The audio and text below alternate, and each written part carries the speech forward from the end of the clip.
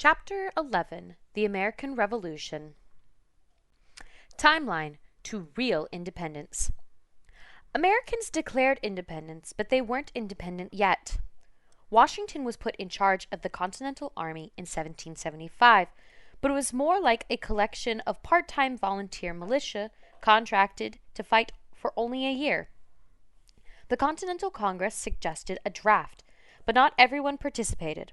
The wealthy paid enslaved people, apprentices, or others to serve in their place. A draft, a mandatory call of duty to serve in an army. The British, leaders of a well-trained professional army and rulers of a great empire, were confident of a victory. The Battle of Long Island. Summer 1776. Over 30,000 British soldiers under General William Howe arrived in New York City. Washington's troops were outnumbered. August 1776. In the Battle of Long Island, the Patriots were driven out of New York and then New Jersey and forced to take refuge in Pennsylvania across the Delaware River. The British were so sure the war would be over soon that they left the defense of New Jersey up to the Hessians, a group of German mercenaries, while the British army spent the winter in comfort in New York. Thomas Paine, the author of Common Sense, also wrote a series of pamphlets called American Crisis. The first one, published in 1776, begins with the line, "These are the times that try men's souls." Washington crosses the Delaware. Christmas Day, 1776, during a terrible storm, Washington and thousands of his troops secretly rowed across the Delaware River while the Hessians were celebrating Christmas. The next morning, while the Hessians were camped out at Trenton and still sleeping, the Continental Army attacked and won an important victory.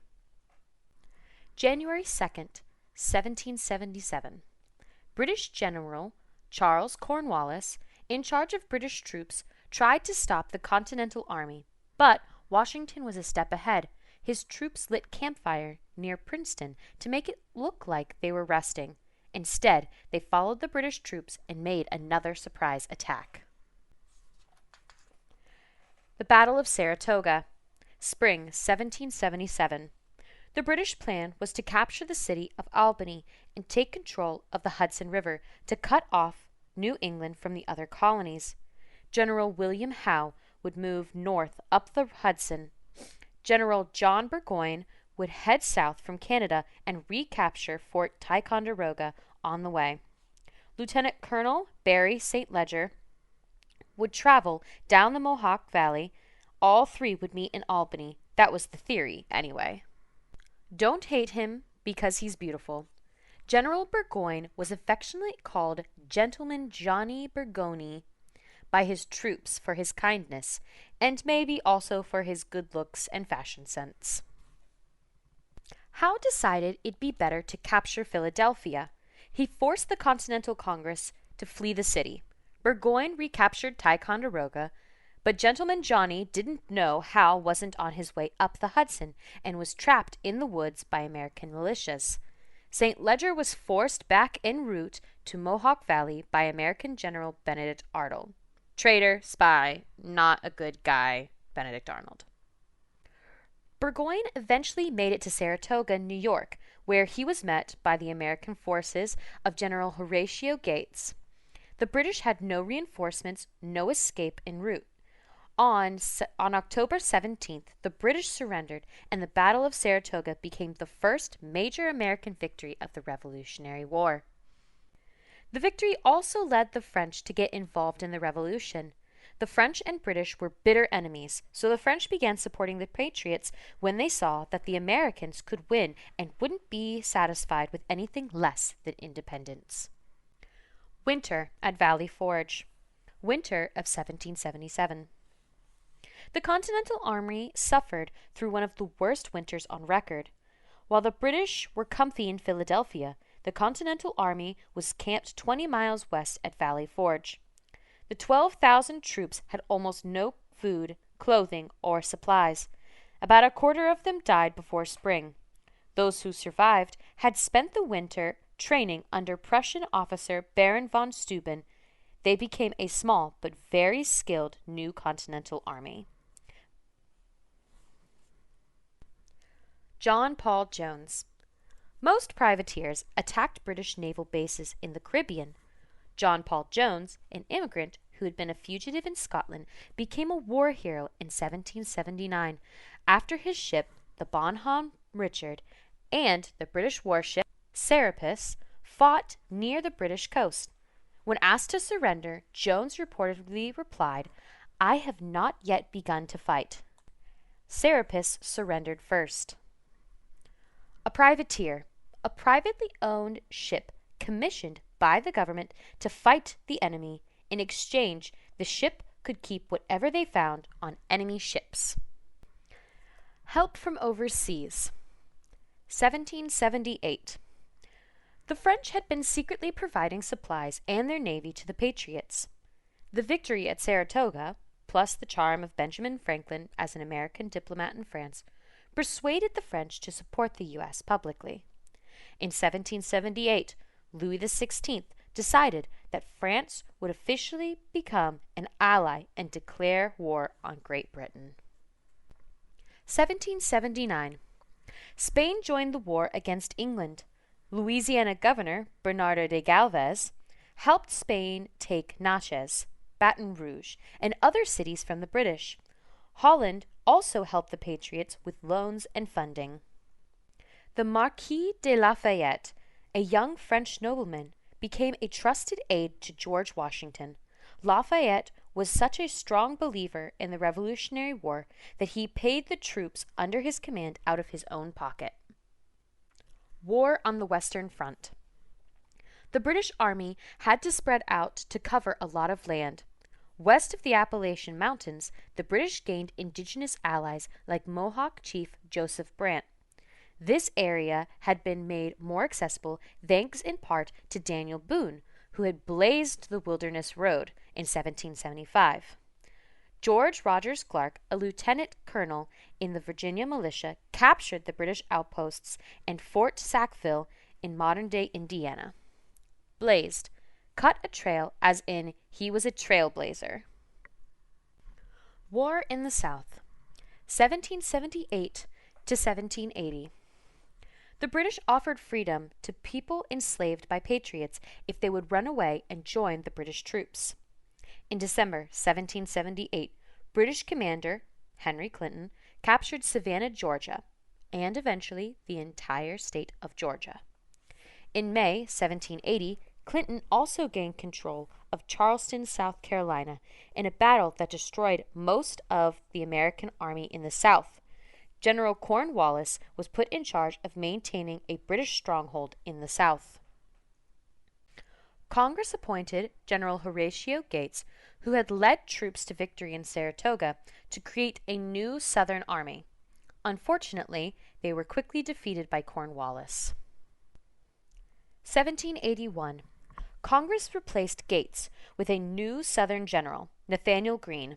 Greene's army, under Patriot Daniel Morgan, defeated the British at the Battle of Cowpens, South Carolina. It was the first time that militia units were deployed in battle.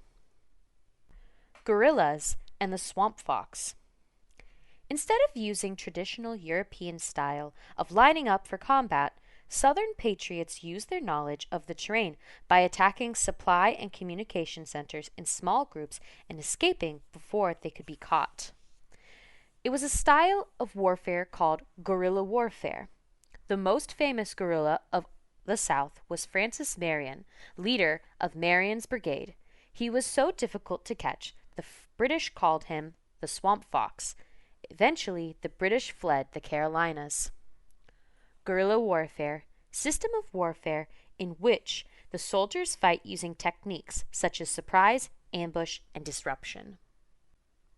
The Battle of Yorktown.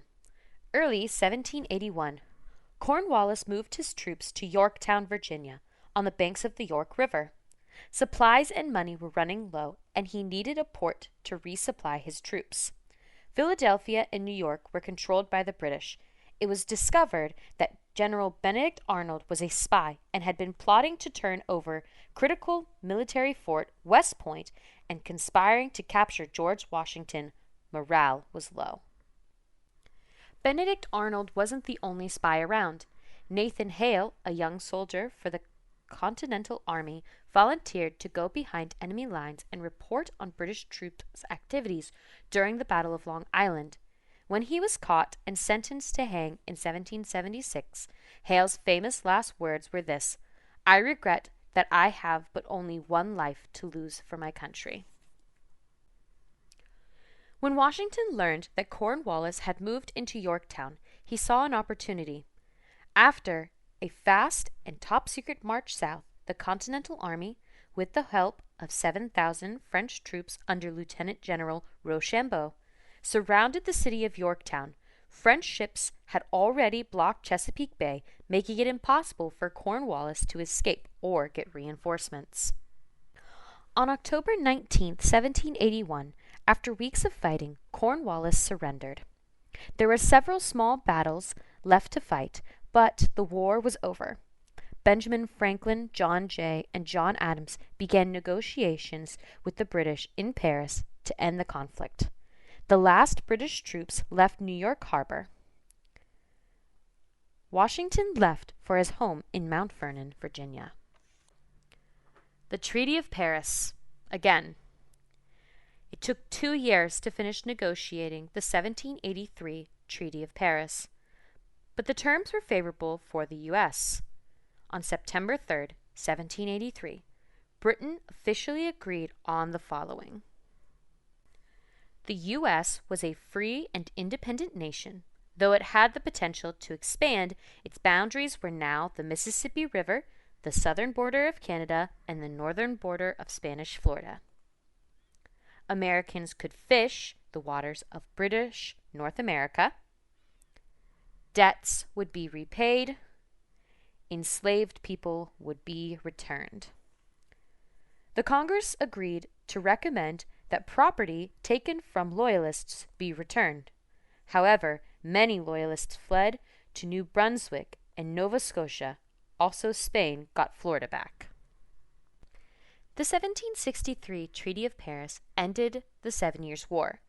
The 1783 Treaty of Paris ended the Revolutionary War.